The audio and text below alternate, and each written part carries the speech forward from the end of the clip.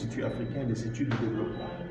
Voilà, aujourd'hui. Oui, ok, donc le but de cette semaine était surtout d'informer tous ceux qui veulent intégrer l'école sur nos filières, nos avantages, notre environnement, notre administration, toutes nos forces pour accompagner ces jeunes dans leur parcours académique.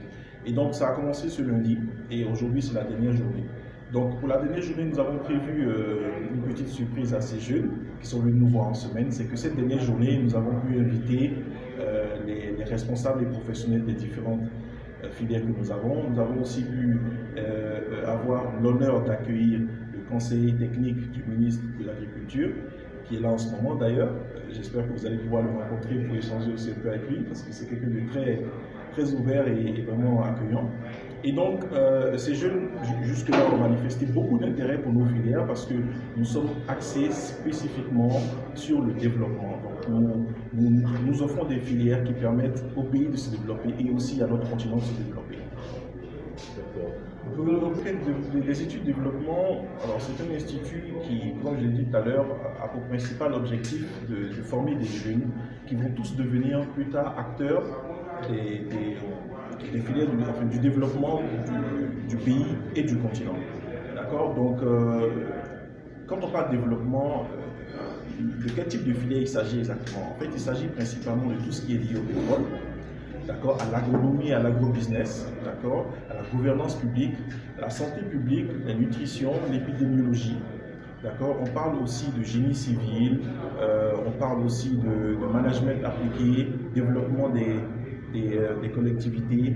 On parle aussi d'énergie renouvelable, d'environnement et développement durable. Donc, tous ces domaines-là sont des domaines du développement. D'accord? Donc, notre école se concentre essentiellement sur ces domaines. Et voilà pourquoi nous avons de plus en plus d'étudiants qui viennent, parce qu'aujourd'hui, tout le monde cherche à développer le continent. Donc, ça intéresse vraiment les jeunes. Oui, certain, parce que de plus en plus d'entreprises collaborent avec nous. Nous avons signé pas mal de conventions pour permettre à ces jeunes de pouvoir toucher du doigt ce qu'ils apprennent. C'est très important. Parce que quand vous êtes dans le développement, vous devez pouvoir allier facilement la théorie à la pratique. Nous avons, en ce qui concerne les filières, je pense que nous en avons quand même à peu près 11 filières à peu près. Pour tout ce qui est nationalité, nous en avons 5. Nous en avons 5 qui sont assez fréquents dans cette école. Les Comoriens, surtout les Comoriens, les Guinéens, les Bissau-Guinéens aussi, nous avons des Congolais, d'accord, et des Gabonais aussi. D'abord, c'est le cœur de notre public, c'est le Sénégal. Mais à côté de ça se greffent les autres nationalités qui sont intéressées aussi pour développer le pays et le continent africain. L'école accompagne ces jeunes. En fait, l'avantage de l'IAED, c'est que nous travaillons aussi avec les ministères. Donc, c'est que des professionnels qui enseignent ici, d'accord, des docteurs pour la plupart d'entre eux. Donc, l'avantage d'être à l'IAED, c'est que justement, pendant votre parcours et même après votre parcours, vous êtes accompagné par ces mêmes professionnels qui étaient vos professeurs ici.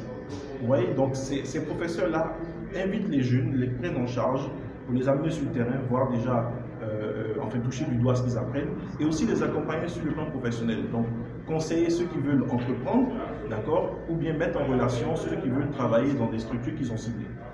L'école est un bel exemple, c'est que nous avons commencé avec un très faible effectif, et aujourd'hui, il nous faut un deuxième bâtiment. Donc, je peux aisément dire oui.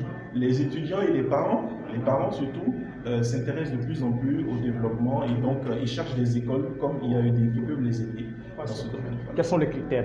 Nos filières sont principalement axées sur le développement. Il faut avoir une base scientifique de préférence. Vous voyez, il faut avoir une base scientifique de préférence. Mais nous avons aussi des cycles management où les littéraires ou les autres séries de bac peuvent très bien s'intégrer et après doucement virer vers le scientifique si toutefois ils le souhaitent. D'accord, parce que bon, c'est quand même une communauté d'étudiants qui s'entraident les uns les autres. Alors, déjà, il faut avoir une base scientifique de préférence.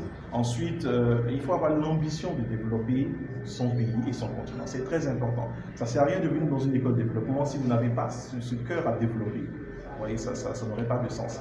Alors, à côté de ça, il faut être engagé parce que vous savez, comme je l'ai dit, la plupart de dans notre formation, il y a beaucoup de pratiques. Donc si vous n'êtes pas engagé pour aller pratiquer ce que vous apprenez, bon, voilà, ce sera en votre défaveur.